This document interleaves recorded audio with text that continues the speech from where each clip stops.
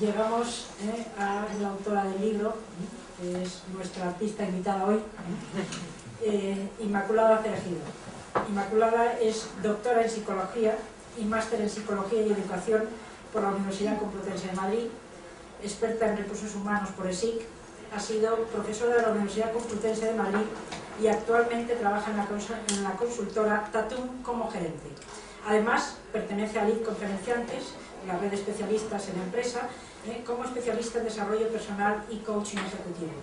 Mejora motivación, trabajo en equipo, informática e internet. Ese es un poco el perfil, digamos, oficial de Inmaculada. Pero a mí, un poco antes de darle la palabra, ella nos va a contar el libro mejor que nadie, que para eso lo ha escrito. Pero sí me gustaría, y coincido en eso con Nieves, darte las gracias, lo primero, por escribir el libro, porque en él, primero, nos estructura el pensamiento, de cosas que sabemos y tenemos todos. Y segundo, porque para mí un poco se extrae del libro que el cambio lo decide uno mismo. Y lo decide uno mismo porque, primero, viene de dentro, no de fuera. Hablaban Nieves y Elena de la crisis. Los que me habéis oído sabéis que llevo mucho tiempo diciendo la crisis no es ni económica ni financiera, es humana y en consecuencia económica y financiera y no al revés. Por eso viene de dentro. Y que mientras no se pongan políticas humanas a esta crisis, no salimos de la crisis económica. Que no va a funcionar ninguna medida económica mientras no pongamos políticas humanas, que de las que Inmaculada nos habla.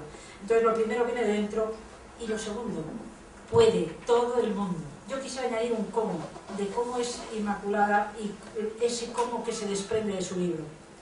Ese libro en el cómo está escrito desde la vivencia, está escrito desde la bondad y está escrito desde la ilusión a pesar de la adversidad. Muchas gracias, Inmaculada.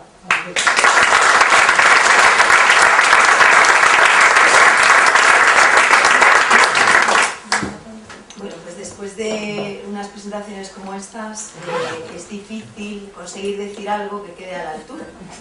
Seguramente que no lo conseguiré, pero bueno, lo intentaremos. Mi presentación yo creo que debe ser, o al menos me parece que es lo que os debo, es un por qué lo he escrito, cómo lo he escrito, qué es lo que cuento. Es decir, si facilitaros pues que os acerquéis a él y lo leáis, porque en 20 minutos y 15 minutos, que es lo que pretendo hablar, no me va a dar tiempo a contaros lo que hay dentro. Pero sí os voy a contar pues por qué lo he hecho. La razón fundamental es porque yo llevo dedicándome toda la vida, desde todas las vertientes posibles, a lo de la formación y al desarrollo de las personas. Comencé en el mundo de la educación y gracias a personas fantásticas que supieron decirme que esto se podía hacer en el mundo de la empresa o desarrollarlo a las personas, no había por qué irse al colegio, sino que se podía ir uno al mundo empresarial a desarrollar personas, pues acabé ahí. Y ese es mi primer punto de agradecimiento. Aquella consultora en la que trabajo y en la que aprendí que efectivamente se puede desarrollar a la gente desde el mundo de la empresa. Y a partir de ahí yo diría que ha sido una cadena de agradecimientos uno detrás del otro para poder estar aquí sentado. Pues desde los clientes que me han apoyado, las personas que han confiado, la editorial que ha apostado, la consultora con la que estoy y muchas de las personas que están aquí hoy y otros que no están. De las primeras reflexiones que yo me he encontrado en mi vida profesional es que nada cambiaba.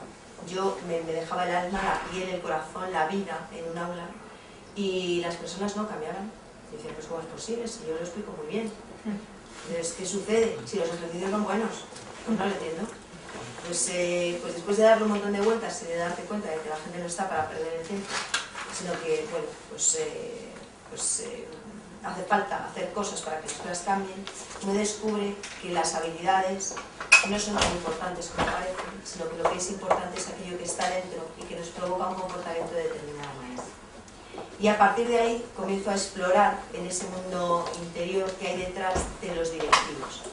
¿Qué sucede en la cabeza, en el corazón, en el sentimiento y en el espíritu de alguien que dirige equipos? Y ese es donde está el origen de todo esto. Aquella razón que produce el cambio es la consciencia.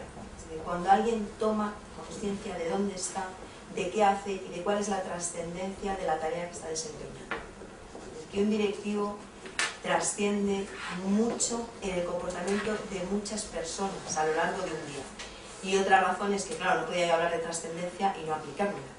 Es decir, pues porque me apetecía muchísimo que aquello que trabajara quedara. Y esa es la razón, ¿no? ¿Qué es lo que cuento yo en el libro?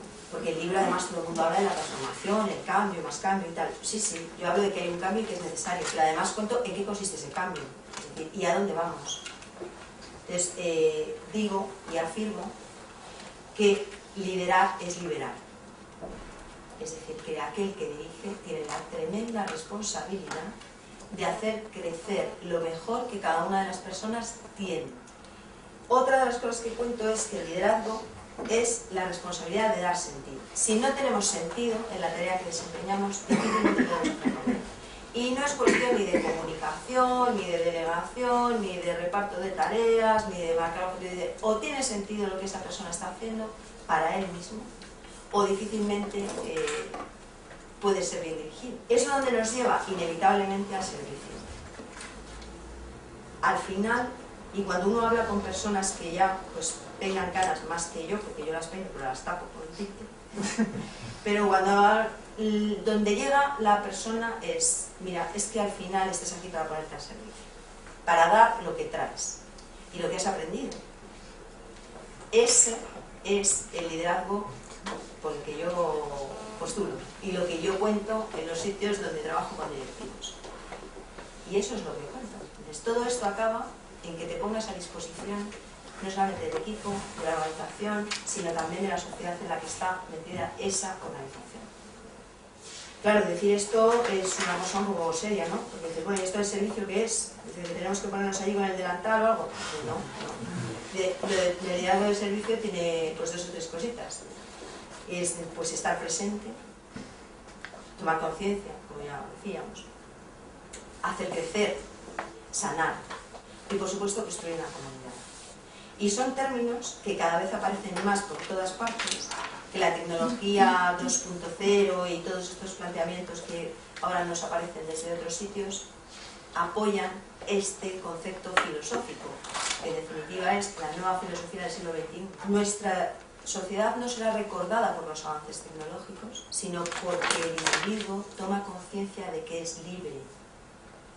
Es decir, nuestro principal avance es que somos capaces de conducirnos y de conducir a otros libremente hacia donde queramos. Y este no parece un mal camino, seguramente hay otros, pero este parece bueno. ¿Cómo lo cuento? ¿Cómo es el libro? Es un tablero de juego donde pues va caminando la persona que va aprendiendo y va descubriendo, y como veis el tablero de juego que está pensado no acaba en el centro, sino que acaba fuera. La salida está al final de la espiral. Es decir, crecemos y crecemos pasando una y otra vez por los mismos sitios y adquiriendo una mayor perspectiva de lo que vamos viviendo, hasta finalmente poder entenderlo. Ese es el concepto que hay detrás. Nieves, que es una fantástica lectora, pues ha descubierto que efectivamente había una relación que uno puede vivir desde dentro. Es decir, uno puede identificarse con los personajes y lo vive desde dentro. Y parece como que está hablando de su vida, ¿no? Hay 4 puentes que tendremos que atravesar para llegar a ser líderes de servicio y hay 29 enseñanzas dentro del texto del libro. Hay muchas más enseñanzas en el juego que lo acompaña. El libro finaliza con un juego que hacemos en aula. Los puentes que hay que cruzar, y se llaman puentes porque no es fácil, porque todos nacemos pues con esa carcasa del simio que le digo yo, ¿no? Entonces pues somos bonitos, o sea, muy depilados pero monos, ¿no? Y intentamos separarnos de eso, pues del egoísmo, del miedo, del engañar, del seducir, del egocentrismo. Entonces nosotros, eso es como con lo que tenemos que pelearnos. ¿Y hacia dónde tenemos que llegar atravesando esos puentes? Pues a la generosidad, a la confianza, a enamorar en vez de seducir y a ponernos a servir, a que lo disfrutáis, a que lo hagáis vuestro y a que podáis ponerlo en práctica tanto como podáis. Porque creo que al menos la sensación de satisfacción personal la vais a tener. Y nada más. Ni nada menos.